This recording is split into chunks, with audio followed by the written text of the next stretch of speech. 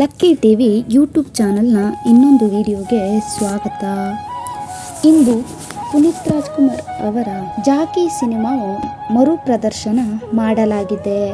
March 17ರಂದು ಅವರ ಹುಟ್ಟುಹಬ್ಬದ ಪ್ರಯುಕ್ತ ಜಾಕಿ ಸಿನಿಮಾವನ್ನು ಮತ್ತೆ ಮರುಪ್ರದರ್ಶನ ಮಾಡಿದ್ದಾರೆ. ಈ ಸಿನಿಮಾವನ್ನು ಮರುಪ್ರದರ್ಶನ ಮಾಡಿ ಎಂಬುದು ಅವರ ಅಭಿಮಾನಿಗಳ ಒತ್ತಾಯವಾಗಿತ್ತು. ಕನ್ನಡ ಸಿನಿಮಾ ಇಂಡಸ್ಟ್ರಿಯಲ್ಲಿ ಅಪಾರವಾದ ಅಭಿಮಾನ ಬಳಗವನ್ನು ಹೊಂದಿದ್ದರು. ಆದರೆ ಹೃದಯಾಘಾತದಿಂದ ಇದ್ದಕ್ಕಿದ್ದ ಹಾಗೆ ಅಕ್ಟೋಬರ್ 29, 2021ರಂದು 46ನೇ ವಯಸ್ಸಿನಲ್ಲಿ ಮರಣ ಹೊಂದಿದರು. ಆದರೆ ಈ ವಿಷಯ ತಿಳಿದ ಜನರಿಗೆ ಆಶ್ಚರ್ಯ ಆಗಿತ್ತು. ಆದರೆ ಇದನ್ನು ಈಗಲೂ ಸಹ ಜನರು ಒಪ್ಪಿಕೊಳ್ಳಲು ಸಾಧ್ಯವಾಗಿಲ್ಲ.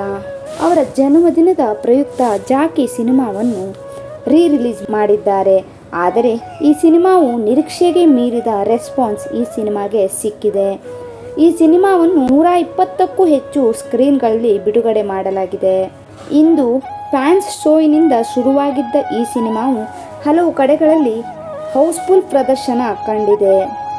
ಈ ಸಿನಿಮಾವು 14 ವರ್ಷಗಳ ನಂತರ ಮರುಪ್ರದರ್ಶನ ಕಂಡಿದೆ. ಪುನೀತ್ ರಾಜ್ಕುಮಾರ್ ಅವರ ಮೇಲೆ ಅವರ ಅಭಿಮಾನಿಗಳು ತುಂಬಾ ಆಸೆ ಇಟ್ಟಿದ್ದರು. ಇನ್ನೂ ಉತ್ತಮವಾದ ಸಿನಿಮಾ ಕೊಡಬಹುದೆಂಬ ನಿರೀಕ್ಷೆ ಸಹ ಇತ್ತು. ಆದರೆ ಅವರ ಕನಸೆಲ್ಲವೂ ಹುಸಿಯಾಗಿದೆ. ಆದರೆ ಈಗ ಜಾಕಿ ಸಿನಿಮಾವನ್ನು ಮತ್ತೆ ಪ್ರದರ್ಶನ ಮಾಡಿದ್ದಾರೆ.